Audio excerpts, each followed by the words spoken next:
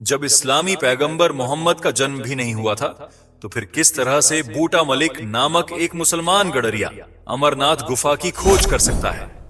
तो नमस्कार दोस्तों, मेरा नाम दीपक नायर है और मैं आपका मेरे चैनल इंडियन एपिक में स्वागत करता हूं। आज हम अमरनाथ की संपूर्ण इतिहास और कैसे हमें हमारे इतिहास के बारे में गलत जानकारियां दी गई हैं, इस बारे में जानेंगे। साथ ही साथ अमरनाथ यात्रा की संपूर्ण विवरण भी करेंगे। तो चलिए, आपका ज्यादा समय ना लेते हुए इस वीडियो की शुरुआत करते हैं। अमरनाथ हिंदू धर्म का एक प्रमुख तीर्थ स्थल है।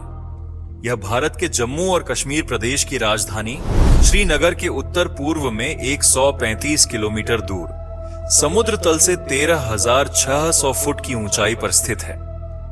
इस गुफा की लंबाई, भीतर की ओर गहराई 19 मीटर और चौड़ाई 16 मीटर है। गुफा 11 मीटर ऊंची है। अमरनाथ गु भगवान शिव के प्रमुख धार्मिक स्थलों में से एक है।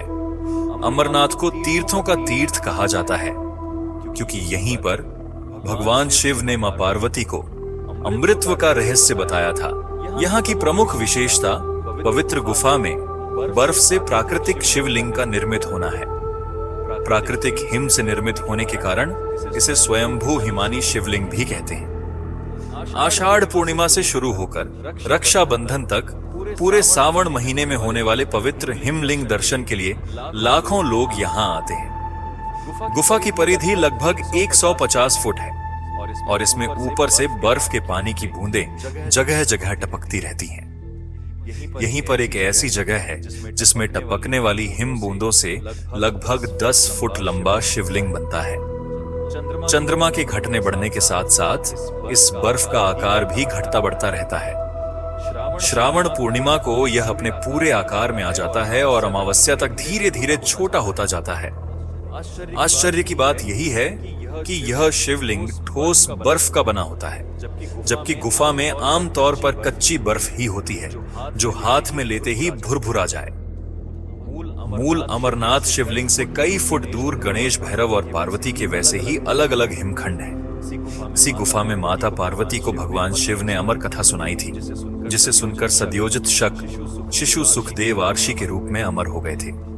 में आज भी श्रद्धालुओं को कबूतरों का एक जोड़ा दिखाई दे जाता है, जिन्हें श्रद्धालु अमर पक्षी बताते हैं। वे भी अमर कथा सुनकर अमर हुए हैं। ऐसी मान्यता भी है कि जिन श्रद्धालुओं को कबूतरों को जोड़ा दिखाई देता है, उन्हें शिव पार्वती अपने प्रत्यक्ष दर्शनों से निहाल करके उस प्राणी को मुक्ति प्रदान करते हैं। यह भी माना जाता है कि भगवान शिव ने पार्वती को इस गुफा में एक ऐसी कथा सुनाई थी जिसमें अमरनाथ की यात्रा और उसके मार्ग में आने वाले अनेक स्थलों का वर्णन था। यह कथा कालांतर में अमर कथा नाम से विख्यात हुई। कुछ विद्वानों का मत है कि भगवान शंकर जब पार्वती को अमर कथा सुनाने ले जा रहे थे, तो उन्होंने छोटे छोटे अनंत नागों को अनंत नाग में छोड़ा, माथे के चंदन को चंदन बाड़ी में उतारा, अन्य पिशु को पिसु टॉप पर और गले के शेष नाग को शेष नाग नामक स्थल पर छोड़ा था। यह तमाम स्थल अब भी अमरनाथ यात्रा में आते हैं। अमरनाथ गु का सबसे पहले पता 16वीं शताब्दी के पूर्वाधिकार ने गलत इतिहास की व्याख्या शुरू कर दी है कि इस गुफा को 850 में एक मुस्लिम बूटा मलिक ने खोजा था। पिछले साल तो पत्रकारिता का गोयन का अवार्ड घोषित करने वाले इंडियन एक्सप्रेस ने एक लेख लिखकर इस झूठ को जोर शोर से प्रचारित किया था, जबकि इतिहास में दर्ज है कि जब इस्लाम इस धरती पर मौजूद भी नहीं था, यानी इस्लाम पैगंबर मोहम्मद पर कुरान उतरना तो छोड़िए, उनका जन्म भी नहीं हुआ था। तब से अमरनाथ की गुफा में सनातन संस्कृति के अनुयायी बाबा बर्फानी की पूजा अर्चना कर रहे हैं। कश्मीर के इतिहास पर कल्हाणी की राज तरंगिणी और नीलमत पुराण से सबसे अधिक प्रकाश पड़ता है। श्रीनगर से 1446 किलोमीटर दूर 3,888 मीटर की ऊंचाई पर स्थित अमरनाथ गुफा को तो भारतीय पुरातत्व विभाग ही 5,000 वर्ष प्राचीन मानता है। यानी महाभारत काल से इस गुफा की मौजूदगी खुद भारतीय एजेंसियों मानती है। लेकिन यह भारत का सेकुलरिज्म है, जो तथ्यों और इतिहास से नहीं, मार्क्सवादी नेहरूवादियों के परसेप्शन से चलता है। वही परसेप्शन इस बार भी बनाने का प्रयास आरंभ हो चुका है। अमरनाथ की गुफा प्राकृतिक है, न कि मानव निर्मित। इसलिए 5000 वर्ष की पुरातत्व विभाग की यह गणना भी कम ही पड़ती है, क्योंकि हिमालय के पहाड़ लाखों वर्ष पुराने माने जाते हैं। यानी यह प्राकृतिक गुफा लाखों वर्ष से है। कलण की राज तरंगिणी में इसका उल्लेख है कि कश्मीर के राजा साम दमत शैव थे और वह पहलगाम के वनों में स्थित बर्फ के शिवलिंग की पूजा अर्चना करने जाते थे, तो कि बर्फ का शिवलिंग अमरनाथ को छोड़कर और कहीं नहीं है।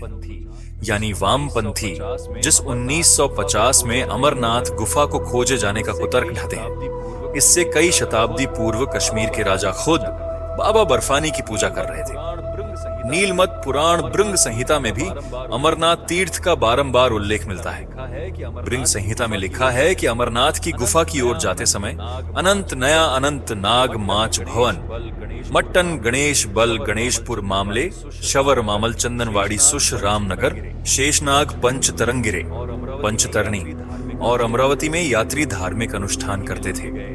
वहीं छठी में लिखे गए नीलम पुराण में अमरनाथ यात्रा का स्पष्ट उल्लेख है। नीलम पुराण में कश्मीर के इतिहास, भूगोल, लोक कथाओं, धार्मिक अनुष्ठानों की विस्तृत रूप में जानकारी उपलब्ध है। नीलम पुराण में अमरेश्वरी शताब्दी में लोग अमरनाथ यात्रा किया करते थे। नीलम पुराण में तब अमरनाथ यात्रा का जिक्र है जब इस्लामी पैगंबर मोहम्मद का जन्म भी नहीं हुआ था।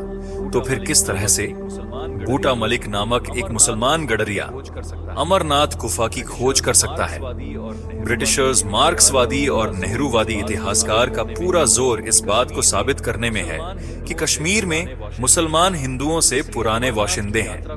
इसलिए अमरनाथ की यात्रा को कुछ 100 साल पहले शुरू हुआ, बताकर वहां मुस्लिम अलगाववाद की एक तरह से स्थापना का प्रयास किया गया है। अमित कुमार सिंह द्वारा लिखित अमरनाथ यात्रा नामक पुस्तक के अनुसार पुराण में अमर गंगा का भी उल्लेख है, जो सिंधु नदी की एक सहायक नदी थी। अमरनाथ गुफा जाने के लिए इस नदी के पास से गुजरना पड़ता था। ऐसी मान्यता था कि बाबा बर्फानी के दर्शन से पहले इस नदी की मिट्टी शरीर पर लगाने से सारे पाप धुल जाते हैं। शिव भक्त इस मिट्टी को अपने शरीर पर लगाते थे। पुराण में वर्णित है कि अमरनाथ गुफा की ऊंचाई 250 फीट और चौड़ाई 50 फीट थी। इसी गुफा में बर्फ से बना एक विशाल शिवलिंग था, जिसे बाहर से ही देखा जा सकता था। बी ट्रेवल्स में भी बर्नियर ने इस शिवलिंग का वर्णन किया है। विंसेंट ए स्मिथ ने बर्नियर की पुस्तक के दूसरे संस्करण का संपादन करते हुए लिखा है कि अमरनाथ की गुफा आश्चर्यजनक है, जहां छत से पानी बूंद बूंद टपकता रहता है और जमकर बर्फ के खंड का रूप ले लेता है। हिंदू इसी को शिव प्रतिमा के रूप में पूजते हैं। राज तरंग गिरी तृतीय खंड की पृष्ठ संख्या 409 पर डॉस्टेन ने लिखा है कि अमरनाथ गुफा में 7 से 8 फीट की चौड़ाई और 2 फीट लंबा शिवलिंग है। कलह की राज तरंगिणी द्वितीय में कश्मीर के शासक साम दमत 34 ईसा पूर्व से 17वीं ईस्वी और उनके बाबा बर्फानी के भक्त होने का उल्लेख है। यही नहीं, जिस बूटा मलिक को 1850 में अमरनाथ गुफा का खोजकर्ता साबित किया जाता है, उससे करीब 400 साल पूर्व कश्मीर में बादशाह जैन उल-बुद्दीन का शासन 1420 था। उसने भी अमरनाथ की यात्रा की थी। इतिहासकार जोन राज ने इसका उल्लेख किया है। 16वीं शताब्दी में मुगल बादशाह अकबर के समय के इतिहासकार अबुल फजल ने अपनी पुस्तक आईने अकबरी में अमरनाथ का जिक्र एक पवित्र हिंदू तीर्थ स्थल के रूप में किया है। आईने अकबरी में लिखा है, गुफा में बर्फ का एक बुलबुला बनता है। यह थोड़ा थोड़ा करके 15 दिन तक रोजाना बढ़ता है और यह 2 गज से अधिक ऊंचा हो जाता है।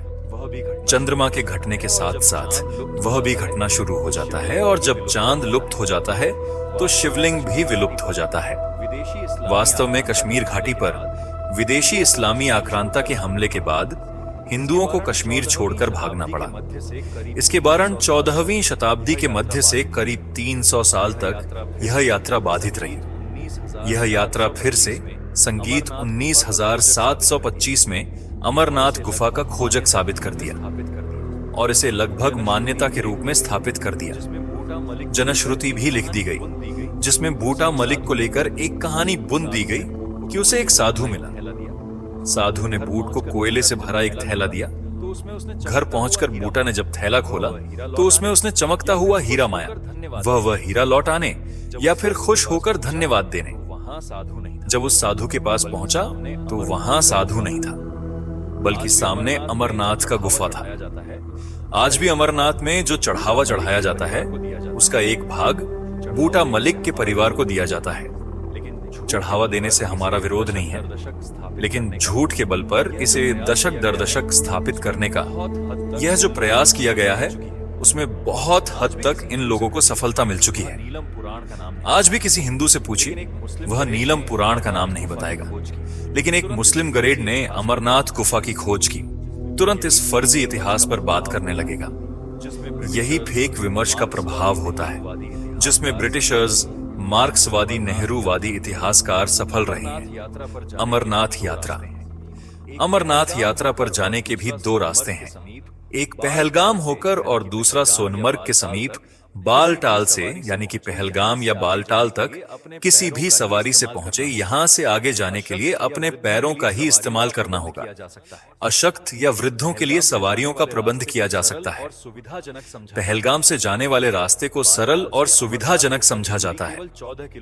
बालटाल से अमरनाथ गुफा की दूरी केवल 14 किलोमीटर है, लेकिन यह बहुत ही दुर्गम रास्ता है और सुरक्षा की दृष्टि से भी संदिग्ध है।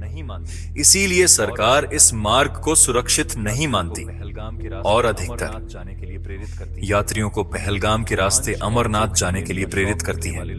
लेकिन रोमांच और जोखिम लेने का शौक रखने वाले लोग इस मार्ग से यात्रा करना पसंद करते हैं। इस मार्ग से जाने वाले लोग अपने जोखिम पर यात्रा करते हैं।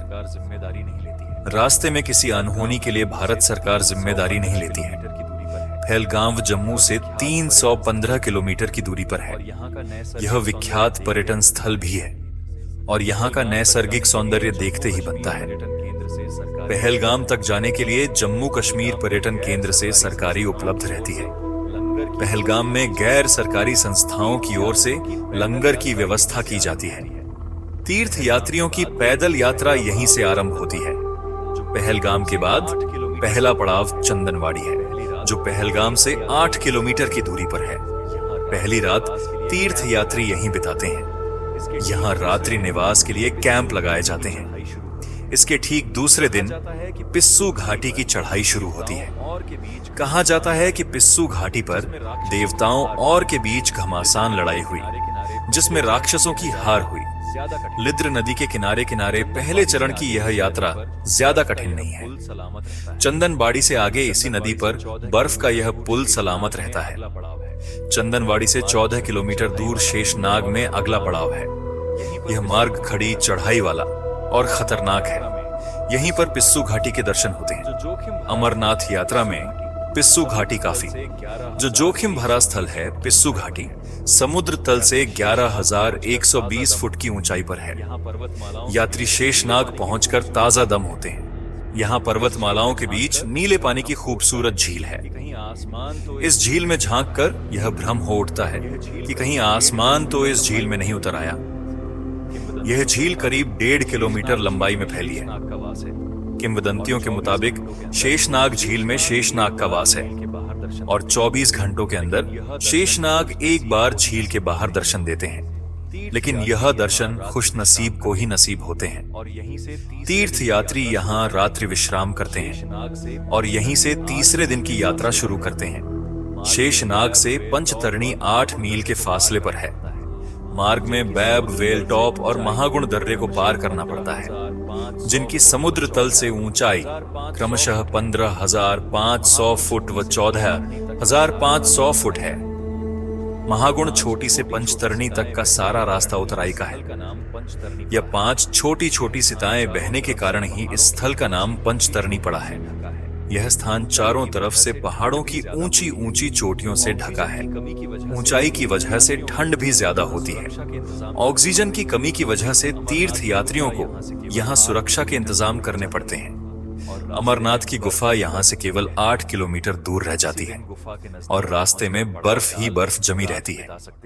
इसी दिन गुफा के नजदीक पहुंचकर पड़ाव डाल रात बिता सकते हैं और दूसरे दिन सुबह पूजा अर्चना कर पंचतरणी लौटा जा सकता है।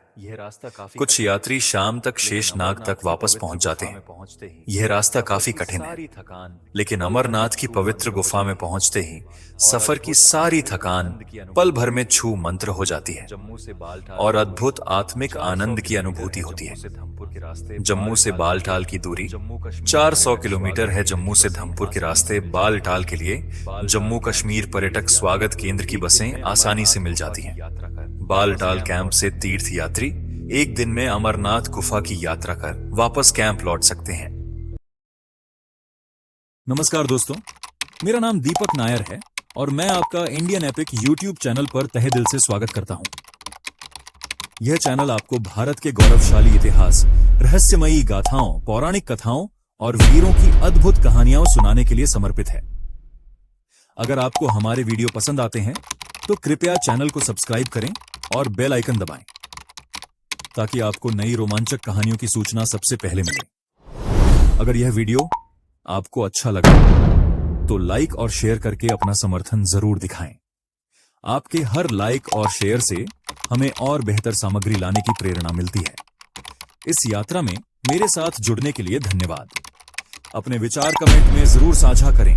मैं आपकी प्रतिक्रियाओं का इंतजार करूंगा। In English. जय हिंद।